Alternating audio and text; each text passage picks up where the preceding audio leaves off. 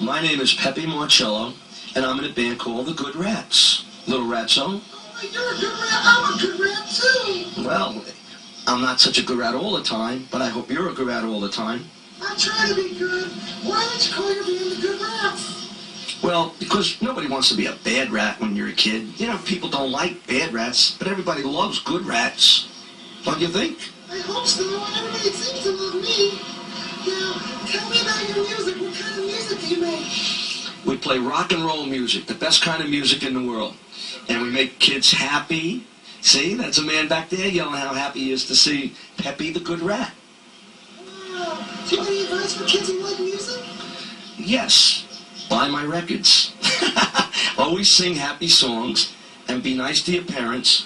And don't forget Ratso. Hey, were you Ratso Rizzo? You related to Ratso Rizzo? No, but I'm sure he's nice too. Yeah, he was very nice. He didn't last too long because he got to be a bad rat at the end. But anyhow, my advice to everybody is buy nice songs, sing them to your mom, and if she likes them, throw them in the garbage.